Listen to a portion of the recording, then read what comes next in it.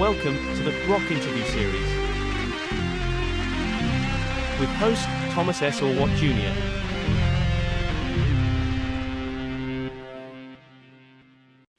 Welcome to episode number 47 of the Rock Interview Series. I'm Thomas Orwatt Jr. It is May 4th, 2022, and for this feature I have singer, songwriter, actor Kurt Deimer and Bon Jovi guitarist Phil X as my guests. Kurt Deimer is a man on a mission. After walking away from the music business at the age of 20, Deimer decided instead to focus on family and building a very lucrative career. When he returns to the music business decades later, he was ready to do it right. Kurt Deimer recruited Bon Jovi virtuoso guitarist Phil X to be in his band, and together they forged a hard-hitting, unique sound. The two of them have an undeniable chemistry in the studio and on the stage. The first Kurt Deimer release, Work Hard, Rock Hard, came out in November 2021. One of the tracks, Burned Together, featured legendary vocalist Geoff Tate. Deimer also opened many shows for Tate soon after. Kurt Deimer will be releasing a new single on May 6th called Hero. He is currently on tour as direct support for guitar legend Yngwie Malmsteen. So here they are, Kurt Deimer and Phil X. Hey everyone, welcome to another episode of the Rock Interview Series, and we have a great special for you today. We have none other than Kurt Deimer with us, and we're going to have Kurt's partner in crime coming up right now, and we are waiting for Phil X to come in, and there he is, Phil X. One of the most innovative guitarists on the face of the earth is here with us today also. What? Phil, What did I just miss? We're just doing an introduction, man. We just wanted to bring you in hot, man. All right, so here we are. I'm pretty excited about this interview. I kind of took a little break of some time after World War III started, and kind of fucked up my head a bit, but I'm back now. So welcome, guys. Okay. Thank you very much for taking your time to do this interview with me. First off, I want to start off by saying, man, I am blown away by your music. I mean, talk about totally like different and just really great job with the EP that you put out in November. You're currently on tour with Yngwie Malmsteen. What is that like? I mean, I hear so many different stories about Yngwie. Some people say he's super cool. Some people say that he's a dick. How has he been so far? He just walked in. No, I'm just kidding. We haven't met him yet. We haven't met him. Oh, wow. But okay. I met his band last night. They're really cool dudes. Yeah. Yeah, his tour manager's really cool too. I hung out with him last night after the shows, and they're treating us real well, and really glad to have us on the tour with them. So, but Yngwie, we haven't met. Yeah. Now, Phil, being a guitar player, you're roughly the same age I am. Yngwie was a huge deal back in like 1983. Everybody started sweeping when they played guitar, and he was like up there with as an inspiration. He was up there with like Jimi Hendrix and Eddie Van Halen, and of course he still is. What type of influence was he to you? Well, that's the thing. I was a kid too, and I was always Van Halen, and there was Uli Roth, and then out of the blue you hear this guy just playing so many notes but so clean, and he kind of brought a new mode into rock and roll. See, I was familiar with the mode because it's the same, that Phrygian style minor harmonic thing is also in Greek music. So I was doing that mode playing bouzouki when I was a kid, but when you hear it blazing through a Marshall so cleanly, and so just so many things that he brought from like the sweeping thing and all kinds of different picking things. It's just pretty crazy what he was doing. So nobody else was doing it, and he probably just blew everybody's mind. I think that's pretty safe to say. Yeah. And now you guys going to be on tour with him for what, another month now? Yes. Yeah, we'll go through June 5th for sure. And your record is called Work Hard, Rock Hard. Yes. Which you released in November. Correct. What are the plans after that? Do you plan on touring more? Do you plan on putting out a full-length record, or? Well, the plan right now, and we're trying to get ahead of everything, is Hero comes out Friday, May 6th. Then on Father's Day, we're putting out another single called My Dad that I wrote, and couple years ago, but we've turned it into this magical song now. I think that it's going to resonate all over the world. And then in August, we're going to put out our second EP, another 6 songs. And 2 of those songs we're going to be playing starting next Tuesday on the rest of the tour. So we're excited about that. And we're hoping to get on an even bigger tour coming up when this one's over. And management's working on that, but I don't really have any details yet. And I'd like to tour all the way through November off and on, and then shoot a movie over the winter is kind of what I'm planning on. Yeah, that's for our viewers watching this. You're also an actor.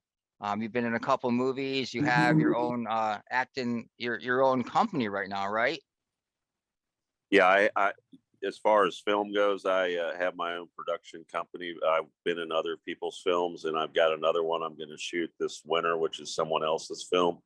So that's taking off. And then I have my own franchise, Hellbilly Hollow, and that is almost done in post right now, and hopefully will come out this fall. And that'll be my first big feature film, and it's a franchise. So I've already got Hellbilly Hollow 2 written, and that's going to be coming out probably the first one this fall, and we'll shoot 2 next year sometime. Wow, that's really cool. And your story is very interesting because you got into music a little bit later. You were a very successful business person, and then you got into music and acting. Yeah. What was the most surprising thing about the music industry to you? I mean, coming in a little bit later, because a lot of people who get into the music business early, like Phil, for instance, they all have horror stories about them getting like ripped off by management and things like that. And at least you have the business savvy going into it, knowing that that wasn't going to really happen to you. That still doesn't keep you from getting ripped off. I mean, I had to work my way out to LA. I didn't really realize I'd have an opportunity to get back into music, because I quit music when I was like 20, because I knew I couldn't do it at that time. I didn't have the mental fortitude, or I wasn't mature enough. And I took the family route and the business route. And I just said, someday if I can do it and there's a sign, I'll do it. And when I went down and got in that movie Trading Paint with John Travolta, that was out of the blue. I was supposed to do a cameo, and then they wanted me to be in the movie. So I'm doing the scene with John, planning it out, and I'm like, that's my sign. Then I got into Halloween, and I was in that with Jamie Lee Curtis, the big one in 2018, and got killed by Michael Myers, and was featured in all these magazines because of my jaw, how contorted it was from the prosthetics. And that just from there made me want to do my own films, and kept leading to other roles. And my character in Hellbilly Hollow now is being seen by a lot of people behind the scenes, and now they're offering me roles in other movies because I totally can morph into any kind of character, and it's kind of crazy. So that was my sign to get back into it. And the music just kind of came along in December of 18. I met Ben Trexel, who I started writing with.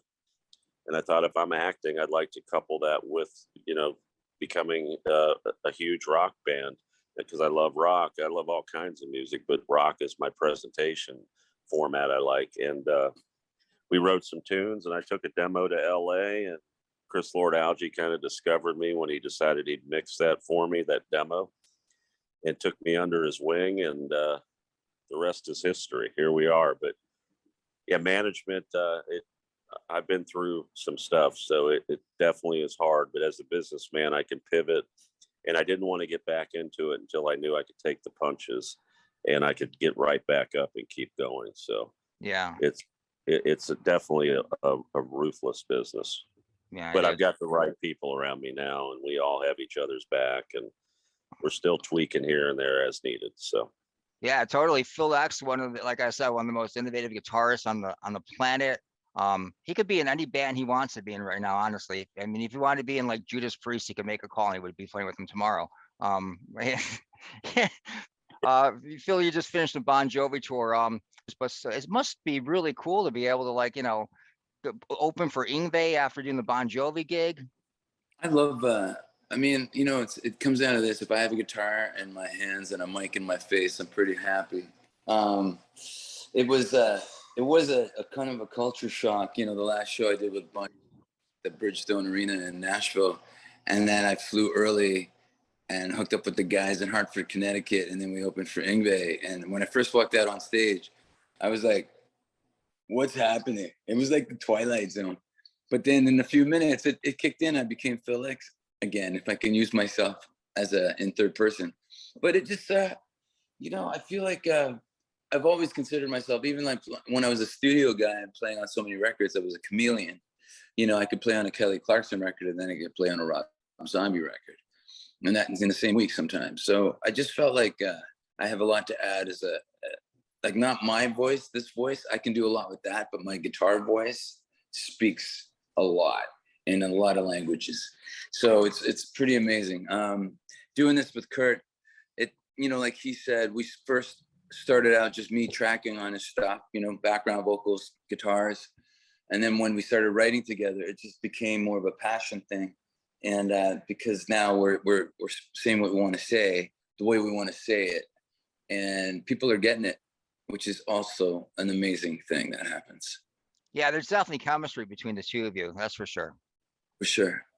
Yeah. I keep telling people though, at first when I was just recording, I was like coming up with stupid guitar parts, and I thought I'll let the live handle it live, right?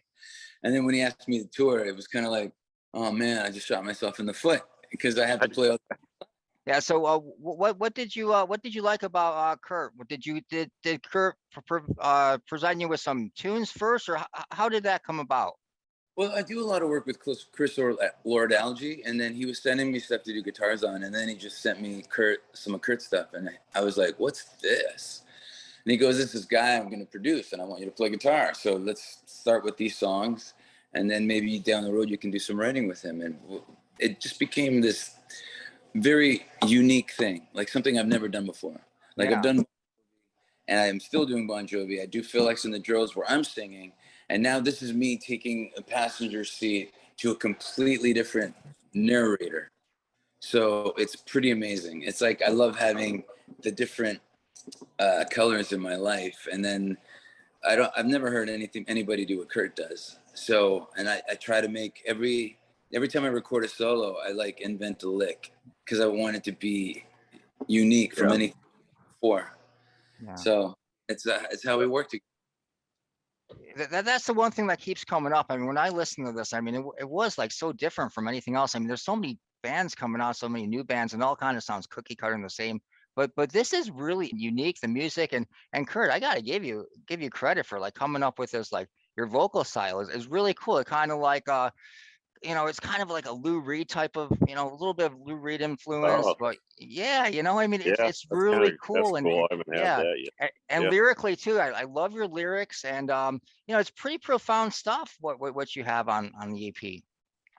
Well, you know, I'm speaking from my heart and my soul and what I've been through in my life, and if I can touch people with my lyrics, that's very important to me. I mean, I was told many times on my journey to today, I need to write with people and all this. I'm like, you know, I like to write my lyrics, and I put them down literal, and I'll send them to Phil and Chris Lord Algae, and Phil will put his twist on it because he's a genius, and we'll change it any way we need to, but he gets my message. We all have different brains and different talents, but we mesh together so well. And as soon as I send him something, or I'll put a little voice memo with my vibe I'm feeling, it's like Phil knows exactly what to do with it and turns it into a gem along with Chris. And it's an amazing process that I'm really enjoying. And it's much better to go to write lyrics and share them with people and make an impact on their life than to go talk to a therapist. So it's like my therapy,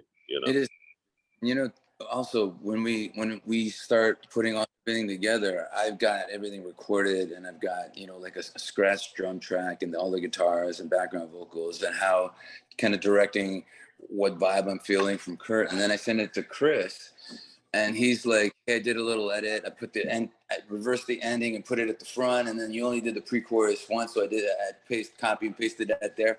And I'm like, well, you got the Grammys, so yeah. I mean, if you have to throw something on somebody's plate and let them do their thing, if it's Chris Lord Algae, you're in good shape. Yeah. One of the tracks I want to talk about is one of your first singles and videos is called "Burn Together," which featured Geoff Tate. You actually toured with Geoff Tate also back. It was like late last year, correct? Yeah, that was our first tour together as Kurt Deimer, and it was in support of the EP coming out, Work Hard, Rock Hard. So we did an opener. My management, I finally got to some management that was doing some things on my behalf, and Andy Gould and Paul Gargano. And Paul's a big Queensryche fan, and he had me meet with Geoff down in LA. We went to dinner, and they wanted me to pick a song that I thought we could mesh our voices good on that was going to come out on the EP. I picked Burn Together, and just thought it would be a good showcase of my vocal style packaged along with Geoff Tate's, and it really worked out well, and he agreed to do it. And Phil X and I and Geoff shot our music video for it out in 115-degree weather in the desert, which was brutal. And then we agreed on the tour and the direct support, and that was our first tour, and this Yngwie's our second, and hopefully there'll be many more, and they'll just keep getting bigger and bigger till when we can put on some epic headline shows that I have in my brain that I'm just waiting for that time. So got to take your time. When that does happen, I mean, how do you envision your stage production being? If you could, like, play arenas, what would it look like? What would a headlining Kurt Deimer stage show look like? It'll be over the top, epic, crazy. I'm an actor too, and Phil and I both are very animated on stage. We don't like to just stand around, and I'm sure Phil's sitting there, he can only imagine what it's going to be like, but there's no limit to what we could do. And I want people to just get blown away every time they see us and walk away going, man, that show was amazing. Oh, and the music was presented amazingly as well. So that's very important to us. And we treat every show right now, no matter the size of the crowd, like we're playing an arena. And that's the way we want to go out and do what we can do with the space we're given. But when we have all the space, watch out. Yeah. A lot of people are seeing you perform for the very first time. And, being a direct opener, that is very challenging at times. And you've opened for Geoff Tate and Yngwie. How has that audience reacted to your band? I mean, did you have to win them over, or did you pretty much have them from the beginning? Or tell us a little bit about that. Our goal every night is to win them over. And I mean, Phil and I don't hit the stage without that goal in mind. And I think it would be fair to say that every place we've played, we've gotten new fans. And depending on where it's been, I mean, we've won the crowd. Of course, we'd love to play for even more and more and more people, but everywhere we go, we're making new fans, new followers. People are thanking me, saying, man, your style is so unique and cool. Yeah. And can't ask for more than that. Yeah, absolutely. Phil, as far as your gig with Bon Jovi, I just have a quick question about that. When you first took the gig, what was the most challenging song for you to play of the Bon Jovi catalog? It's funny. I've been asked this a lot, and my answer is always the same. There wasn't really anything technically challenging, but sometimes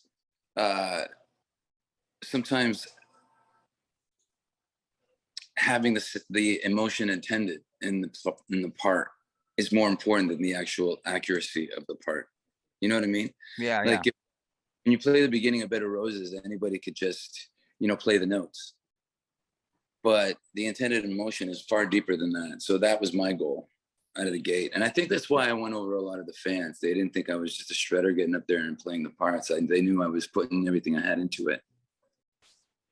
Yeah, that's for sure. I mean, I've watched some of the videos from the tour, and I'll tell you, you're the star of the band. You really are. I mean, it's the energy you bring to that band is incredible. Thanks, man. I appreciate that. No problem. Yeah, it was so cool to see Phil with Bon Jovi, and I mean, it's like this. He brings that same energy, even going from an arena down to the theaters we're playing now. That's Phil, and it's amazing. Yeah. And if we played a hole in the wall down the street tomorrow, it would be the same energy, just less room. Yeah. What's the writing process between you guys? Does it start with lyrics? Does it start with music? I compare it to like, you know, I saw this documentary one time, and it was like when Elton John, and not to put us at that status, but Elton John and Bernie Taupin, and they, you know, Elton John would get up in the morning and he would have a stack of lyrics, his tea and toast, and he'd be sitting at the piano and he'd pull down Yellow Brick Road and write that. And then they'd record it the next day, and then he'd pull down Tiny Dancer and they'd write that and record it. So when it's a kind of like a filtering process for me, because Kurt will send me a ton of lyrics out of the blue. It's just, there it is. And I don't want to force anything. So I haven't had to yet, which is really cool. So he'll send me something and I'll completely connect to it. I'll read a few lines and go, wow, okay, I can relate. I can expand. Let's do it. And then in 3 days, he's got a song he's listening to. Yeah. So I think it's a really amazing, I hate being formulaic, but it's an incredible formula that's working for us. Yeah, I'll write. I can write at any time. It just, whenever it comes to me, and I don't force the writing process. I just, when I feel something, I write it, and I don't say I have to write a song tomorrow. And some Phil, you know, might not feel the vibe on it. We move on to the next one, but we're always trying to create. So that's the main thing. And you can't. Not everyone's going to be a tune, but the more I keep writing, the more we hit on tunes. So yeah, Chris has even done that too. He's taken like 2 or 3 ideas of Kurt's and made them one song. So so it's kind of like them, but that's why it's kind of a formula, but kind of not, because it's almost like anything goes, but there has to be an emotional connection, and that's why everything works right now. Do you have a lot of like songs that you write that don't make the cut, or do you pretty much everything you work on makes the cut at this point? Well, no, not it. I mean, I might send some lyrics over, and I'm having one of those weird nights, and they might be laughing at me. I don't know, but it's just like, or you'll get crickets. But some songs we'll get. I mean, I think. What do you think, Phil? We're hitting like maybe on 1 out of every 3 or 4. Well, I mean, if you meant musically, like we kept writing after that last EP came out, and we just keep writing. And the stuff that we came up with, there was 3 like bullseyes in January. Yeah. It was like a boxer's perfect combo for the knockout. So I mean, that's how I feel. And then when Kurt and Chris heard that 1, 2, 3 punch, they were pretty like, what the hell have you been doing? So I think we're all on the same page, and we're actually, one of those songs was Hero, and another song is going to be coming out on the next EP that we're going to we'll be starting the show with as of next week. Mm-hmm. Yeah, it's really strong. It's really strong. Yeah, my next question was about your set list. Do you pretty much have every song from the EP in the set list right now with Hero? We've got everything on there, but the one song, Ease It In, which we'd love to play. We just haven't really, with our schedules, been able to add it yet. But we're playing everything but Ease It In off Work Hard, Rock Hard. And we're playing Have a Cigar all the time. Fans love that. And Hero, the single coming out this week, we just started that last night, and that'll continue through the whole tour. And we'll add the other song coming out off our EP in August, starting next week, like Phil said. Yeah. One of the songs I want to talk about is Naive, which you have a video for. I mean, that's another great song. Thank you. Yeah.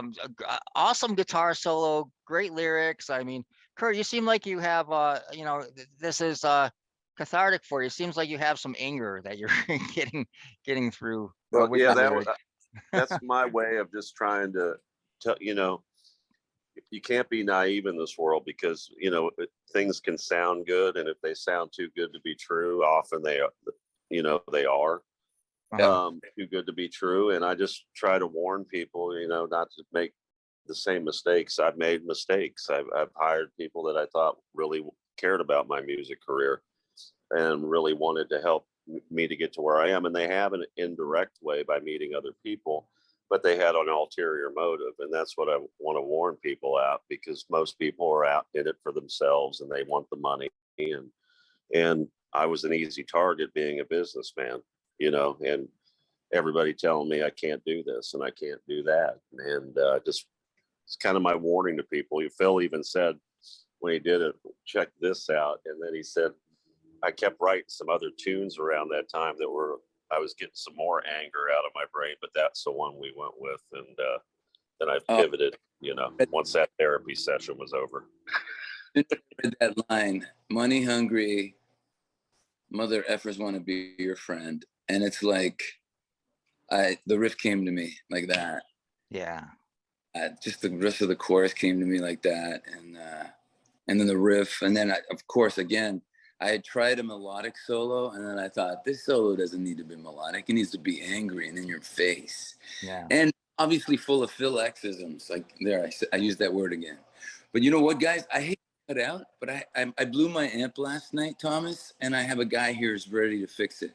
So I got to go. But Kurt, I love you. I'll see you in a bit. Love you too, bro. Really nice questions today. Really, thank you for all. I appreciate it. You got to promise me though. Thank you. You got to promise me though. You guys are going to play Buffalo. You know all about Buffalo, Phil. You grew up like an hour north of us. Dude, Buffalo. That was my second. That was my hang away from home. Yeah. So convince Kurt to play here soon. Well, we will play there. We'll make it happen. Up to what management and all them do, but I'd love to be in Buffalo. We'll be in Cleveland. We'll be close. Yeah, that's kind of close. See you, Phil. Nice talking to you. Thank you.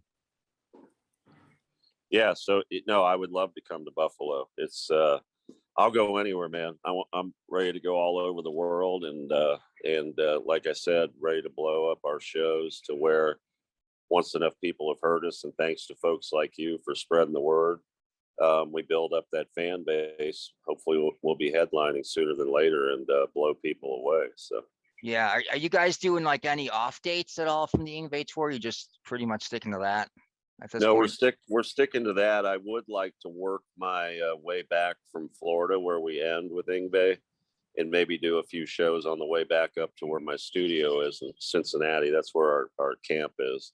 And I've got a recording studio there. We rehearse there, and green screen, all that stuff. So I would like to work my way back up to that, but they're working on some pretty big tours right now. And I told my management, I go, before this tour is over, I really want to know where I'm headed next. So yeah, Buffalo will be there. We'll be there. I hope so. Well, the last question I have for you is, what is the secret to your success? I mean, you've won in life. What can you recommend, or some suggestions you can have for some people that are like struggling and they can't seem to, like, you know, do well in their job, or their music career is not taking off, or you know, they just don't get that success? I mean, you obviously won in the game of life. Well, my biggest thing I always tell people is, if you get knocked down, you need to persevere. You need to stand back up. You need to not take it personally, because you can. I do. I've suffered from that many years, and just know that everything happens for a reason to you. You need to watch what's happening, use your intuition to pivot the right way. I also believe the more you give, the more you help other people, the more you get in life. So I am every day looking for opportunities to help people, whether it's giving a waitress that I think probably needs a big tip, or you know, that could help her family in her situation, or his, or whoever. Somebody does a good job, you acknowledge it, and you just be kind to people and respect them. But no, people don't want you to succeed. They're going to try to bring you down. They're going to give you your opinions, and it fuels me. So when people said, "Oh, you're going to get back into music, there's so many bands, you're never going to be able to do it." Never. Tell me never, and I try even harder, where a lot of people would just give up. So don't give up. Follow your dreams. Be your own person, and you have to work hard, because talent. I have creative talent, but it would be nothing if I didn't work hard. Yeah. All right. That's good words of advice, Kurt. I appreciate that. Thank you. And you surround yourself with the right people. And I'll tell you that this is a reference. Your listeners can go get this easily on Amazon. When I was young, I read a book called Think and Grow Rich by Napoleon Hill, because I always knew I wanted to do my own thing, and I was not a corporate-y kind of guy. And that book taught me a lot about how to surround yourself with the right people. but again, you still could run into bad apples, and you got to be able to pivot. So. All right, awesome. Well, thank you again. Yeah. And best of luck on the tour. And hopefully I'll catch you guys soon. And then again, really great job with the EP and with the videos, and everything you do is just incredible. So great job. We'll keep spreading the word, and I'm sure you found me on social media and my website. Everything's under my name. So yeah. Spreading the word, man. We're building the fan base. We're building the Kurt Deimer family is what it is. In fact, my fan club now that's been started by some of the fans is called I wanted it called the Fam Club instead of Fan Club, because we're building the Kurt Deimer family. So that's awesome. Appreciate you having us. We couldn't do it without folks like you, Thomas, and I really appreciate it. Oh, you're welcome. All right. Well, you take it easy, and we'll see you out on the road. Okay, brother. Thank you, man. Have a great day. You too. Bye-bye.